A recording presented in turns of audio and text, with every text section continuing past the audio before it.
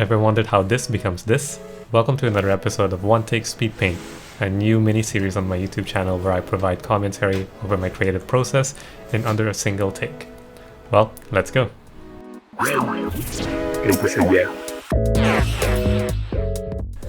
Like with most of my artworks, I begin with a blank canvas, and using a cyan colored pencil tool, I quickly sketch out some of the poses that I want to draw the character in. And you can see how I quickly kind of scrap the first pose, but you can see that I actually save it under layer 1, just in case I do want to return to it and make use of that pose at a later time. And for this character, we're drawing Ina. Her full name I think is Ninomai Inanis, I think, from Hololive.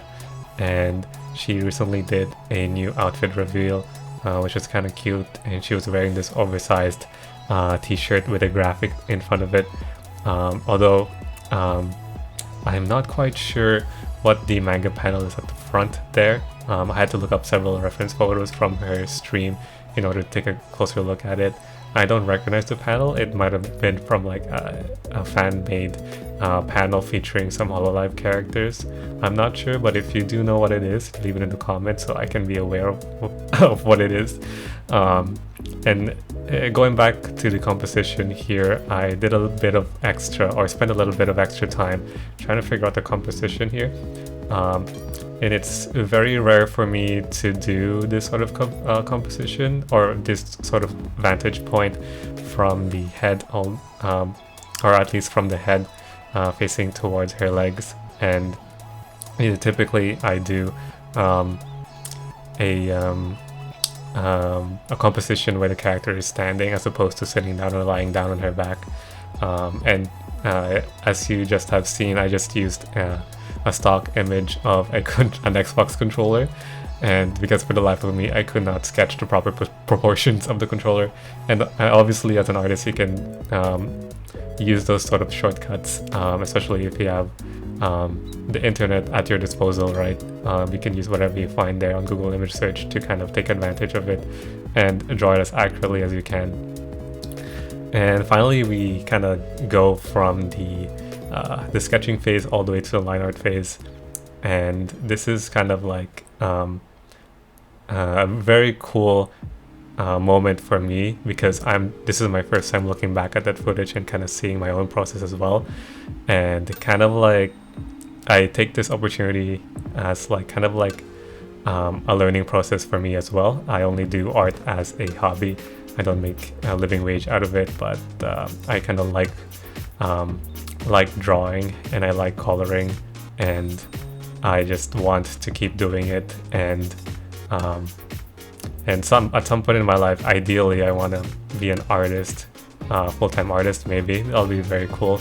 I don't know where life will take me, but I want to keep doing what I can and, you know, creating art for the community. And at the end of the day, I think the goal is to create pretty art so people can like be amused by it.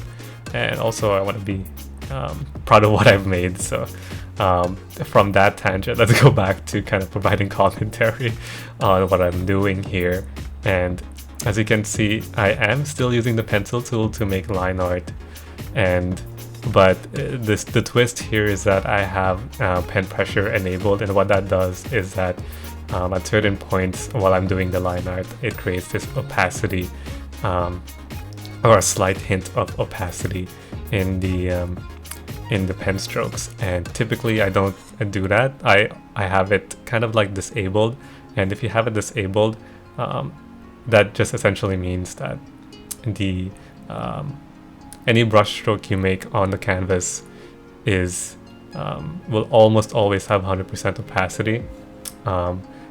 But in this case, I've decided to disable or enable that feature so that I can make I can go for a different type of coloring process, which is called soft shading. And I've in most recent times I've been kind of going back and forth between cell shading and soft shading, but it really worked here in this instance when I used soft shading for this sort of composition. And it both types of coloring methods have their advantages to them. And certainly this one really popped out and really benefited from the soft shading method you'll see eventually in this video. And I think we're just kind of like topping it off with the line art here and proceeding with the color as we speak. And normally I use the paint bucket tool to kind of color over my line art, but I've decided to, in this instance, go with the pencil tool and slowly but surely color over the skin.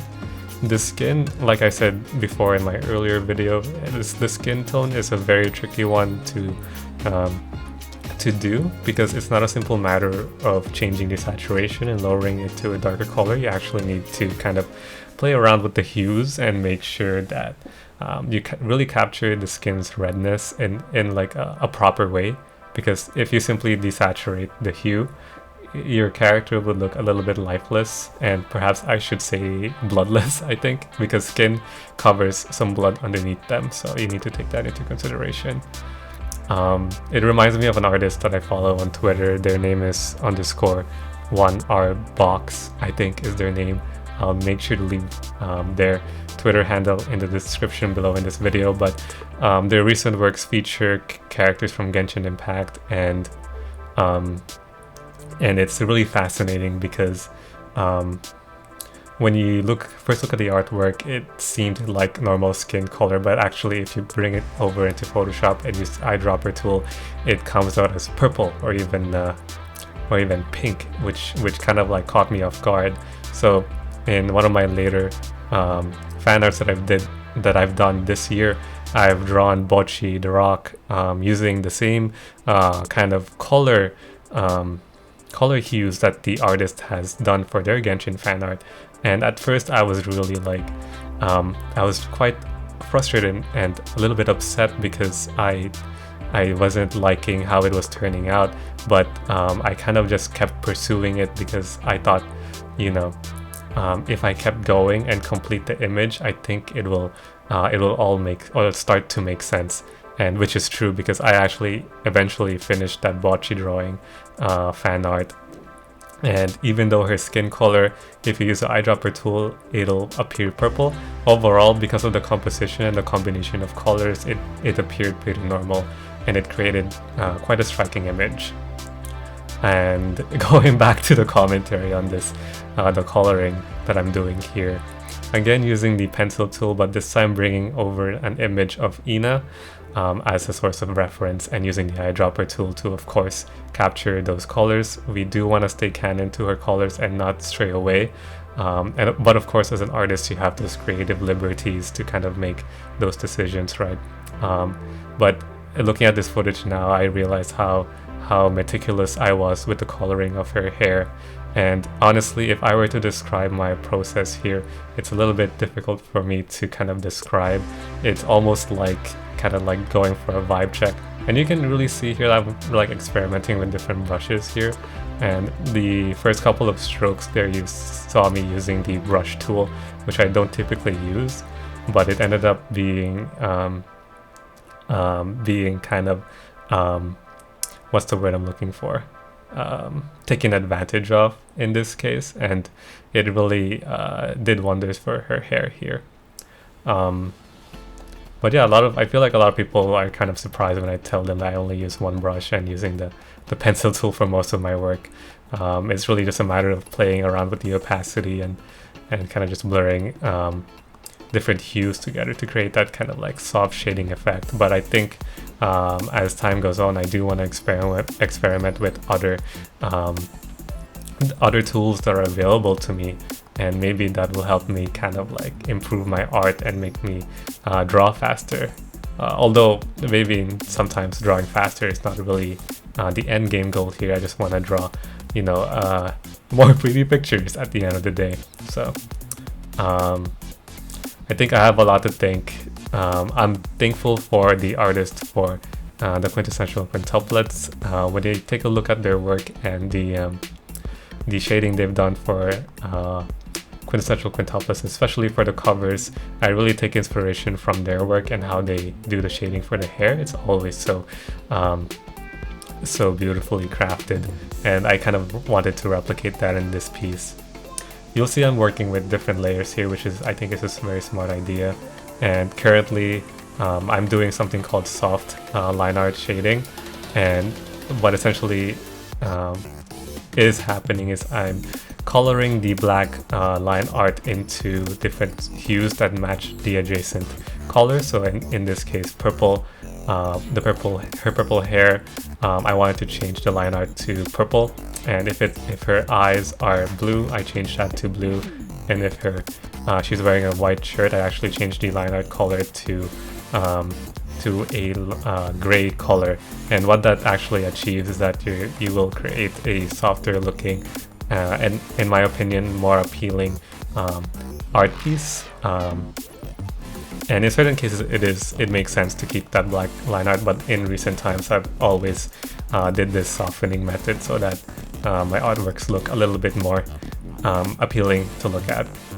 And of course, it's always a smart idea to play and take advantage of the different layers, layering system of your choosing. So unfortunately, we are reaching the climax of our creation, so I'll pause my one take audio here. And here we have the final piece. Even though this was a pose I rarely ever draw in, I really like how it turned out, especially her face and her hair. I hope that I'll be comfortable enough to do more poses like this in the future. And thanks again for listening through my commentary, and if you'd like to see more, definitely give that like button a good lick. Well, that's it. See you later.